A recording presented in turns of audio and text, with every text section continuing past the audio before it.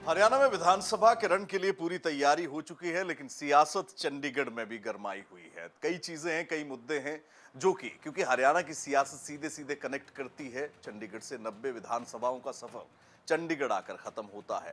ऐसे में कई चीजें हैं जिनको लेकर विपक्ष भी लगातार जो है वो हल्ला बोल रहा है। कई मुद्दे हैं जो कि सीधे सीधे विधानसभा के साथ जुड़े हैं। इसी पर बात करने के लिए मेरे साथ हरियाणा विधानसभा के अध्यक्ष ज्ञानचंद गुप्ता साहब मौजूद है। इस्तीफों को लेकर काफी चर्चा रही सर, स्वीकार नहीं होते हैं। आज किरण चौधरी ने इस्तीफा दे दिया है क्या, और क्या स्वीकार कर लिया गया? हाँ, बिल्कुल उनका इस्तीफ़ा आ गया है और आज ही हमने उसको स्वीकार कर लिया है। तो मौजूदा स्ट्रेंथ क्या कह रही है सर से? अभी तो जो 86 जो है संख्या, वो विधानसभा की एज़ पर हमारी जो सूचना है, हमारे पास जो सूचना है उसके मुताबिक 86 है। अगर बात करें सर विधानसभा की ही, एक विपक्ष बड़ा मुद्दा बना रहा है। जो सेशन बुलाना होता है लोकतांत्रिक संवैधानिक तरीके से 6 महीने के भीतर की सेशन नहीं बुलाया जा रहा, उसको लेकर सर क्या रूल और प्रोविजंस क्या कहते हैं और विपक्ष?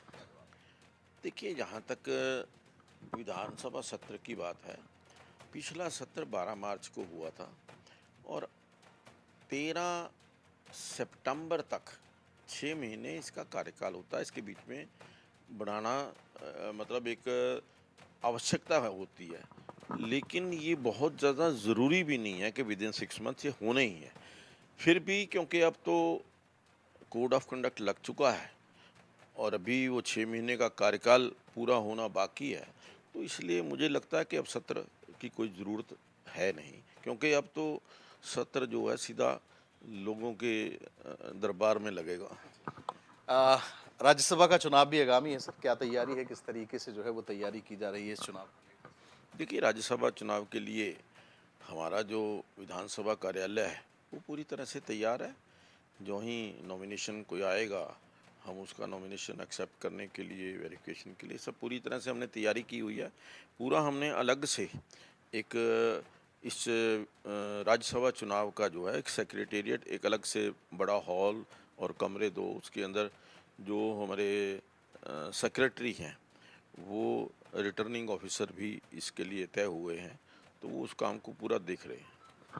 तो विधानसभा रण के लिए तमाम पॉलिटिकल पार्टियां मंथन भी कर रही हैं। ऐसे में आरोप प्रत्यारोप ये भी देखने को मिल रहा है। वहीं ज्ञानचंद गुप्ता साहब हमारे साथ मौजूद थे। किरण चौधरी का जो इस्तीफा आया है उसे स्वीकार करने का भी काम किया गया है।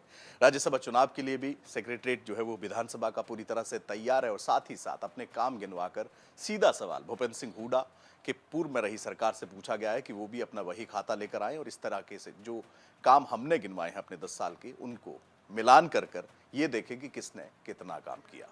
कैमरा पर्सन जतिन के साथ विपिन परमार, इंडिया न्यूज, चंडीगढ़।